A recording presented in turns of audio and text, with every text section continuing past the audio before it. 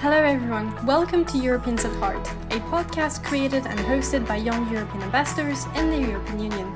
Thank you for that, Nadia. My name is Robin, and today, both Nadia and I will be hosting this episode. We're a young European ambassador from France and Italy. We're here to introduce and discuss another country of the Eastern Partnership, namely Ukraine. We are excited to welcome our Ukrainian colleagues and fellow YA, Victoria and Valerie, who will tell us more about the country.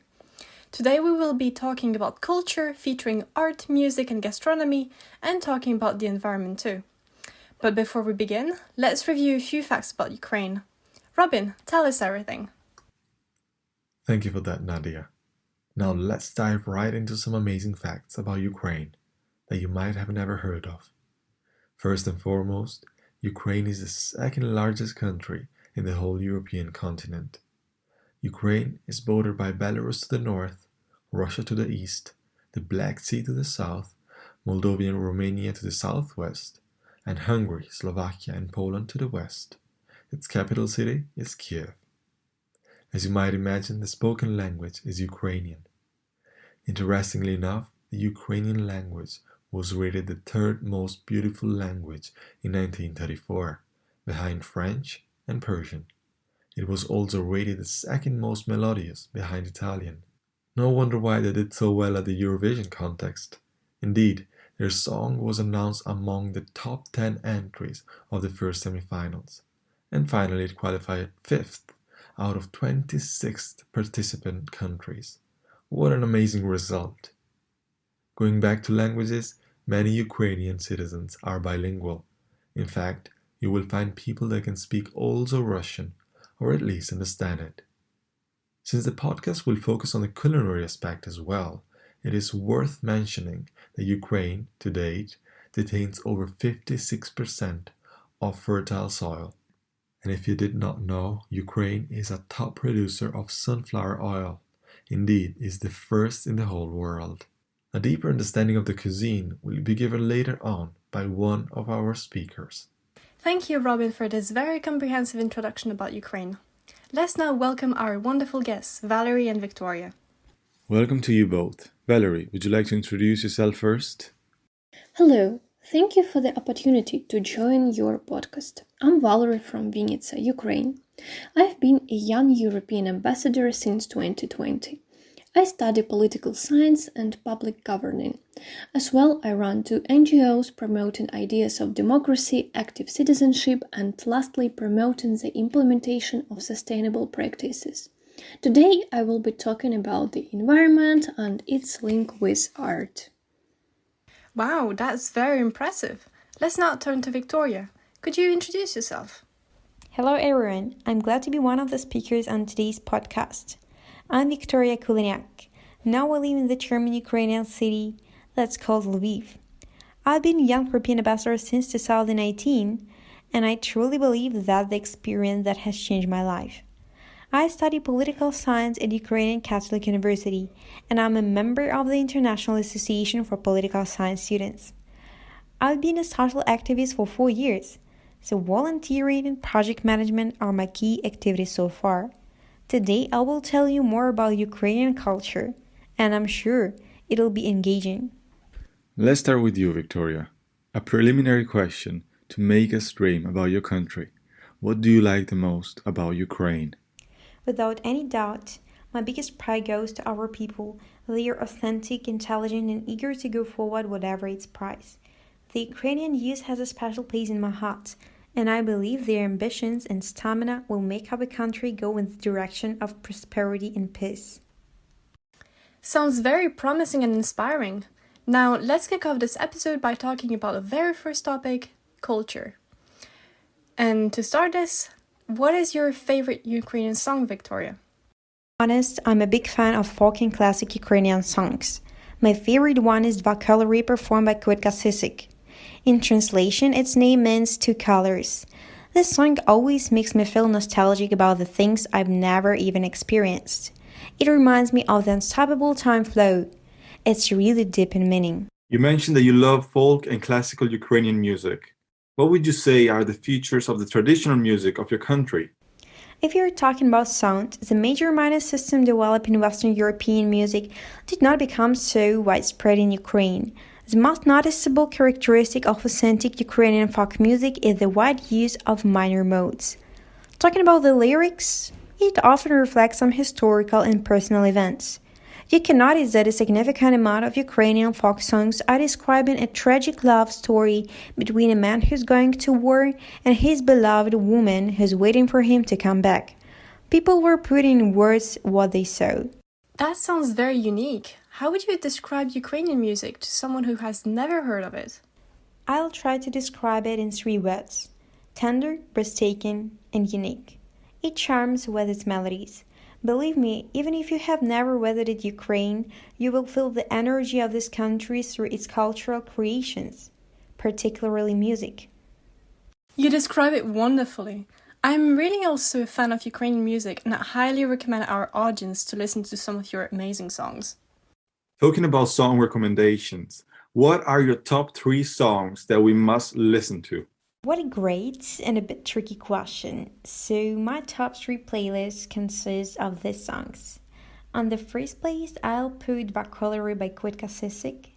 The second one will go to Yapidu Vdaleki Hori by Volodymyr Ivasuk. And the last one is Oi Worship Me Worship by Cuisine.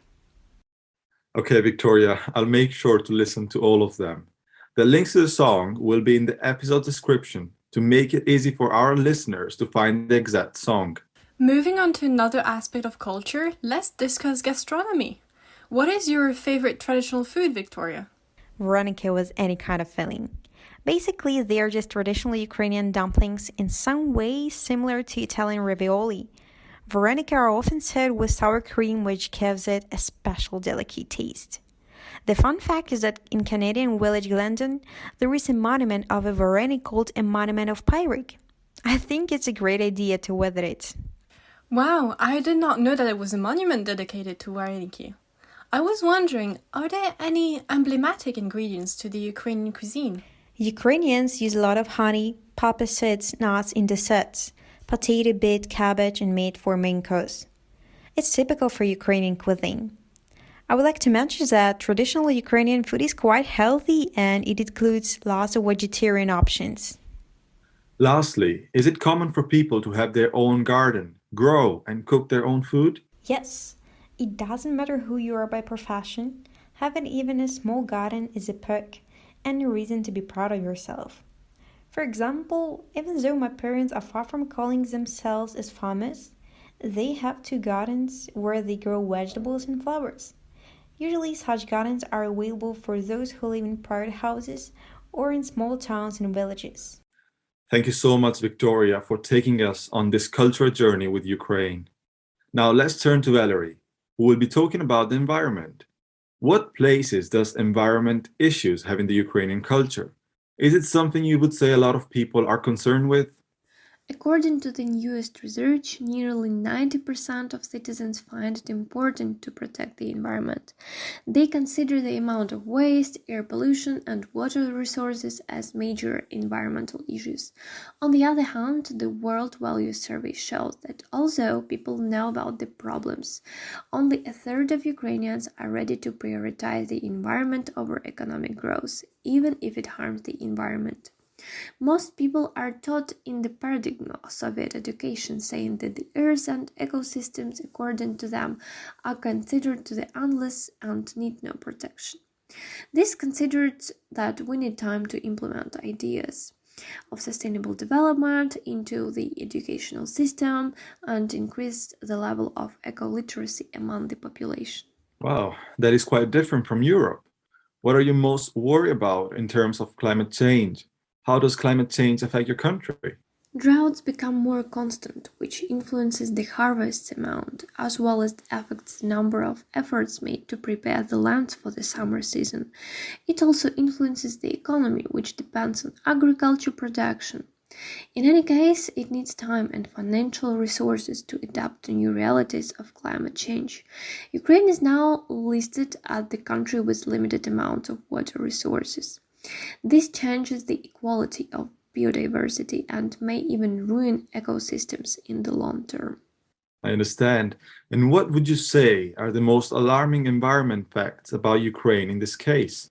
Almost every day, the media draws our attention to different environmental issues, but we don't stop and take a look around us, at our own country first, to highlight the biggest environmental threats in Ukraine, many of which could soon end in complete disaster.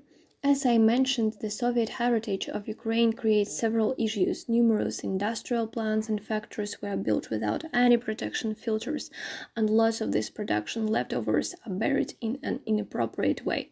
So one of the main issues is not even the fact that non-renewable sources are extracted, but the way these places are treated when they go out of use.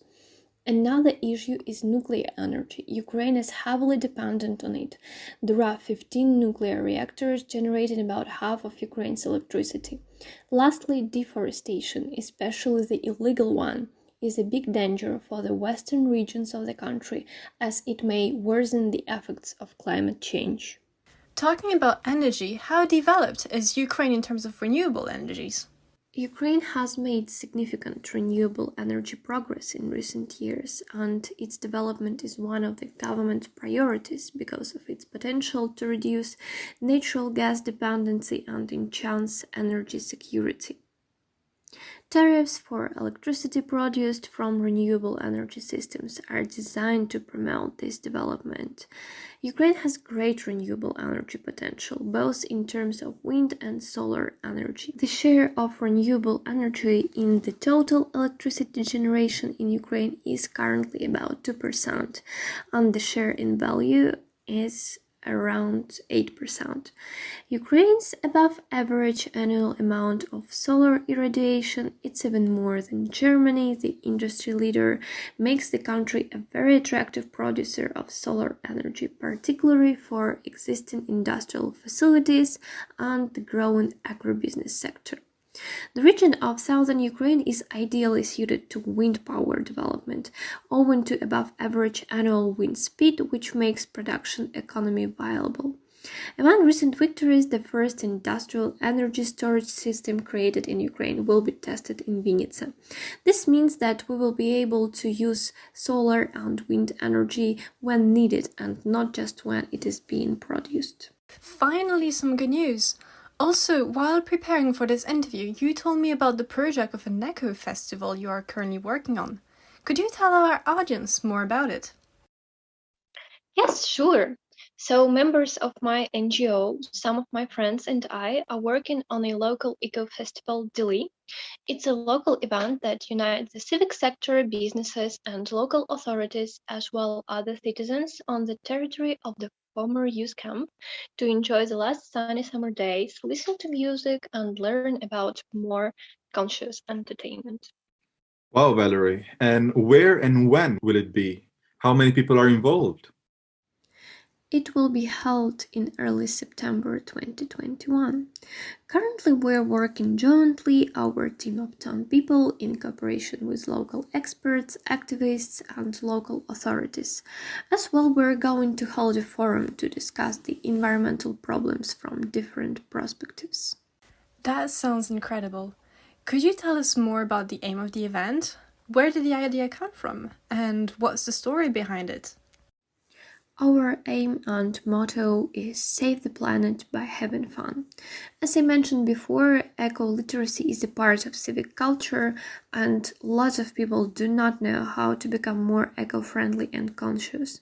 This happens not because of the lack of the information, by the way of its presentation.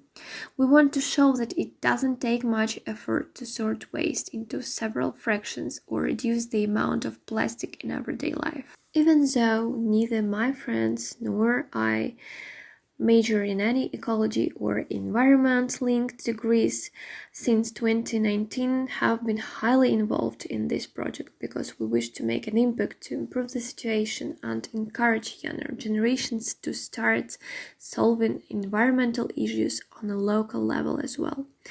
All of us have previously been volunteers in a number of cultural events as well as big festivals, and we wanted to create one in our town made by students for students.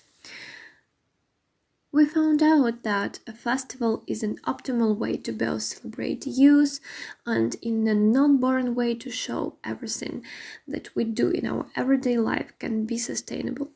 I think most of people are used to thinking that festivals are more about consuming in all aspects: information, food, unnecessary products, ultimately living an unhealthy lifestyle. But it's all about communicating the reason why you're gathering and boosting your creativity.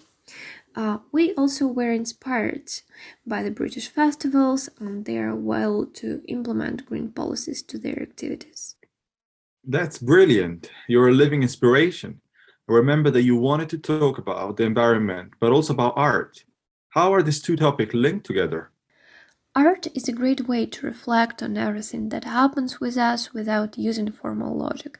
It's not opposite to science, it's about empathy and looking for the usual things from unexpected angles. Both art and the environment, in a broader meaning, form the way we understand the surrounding world.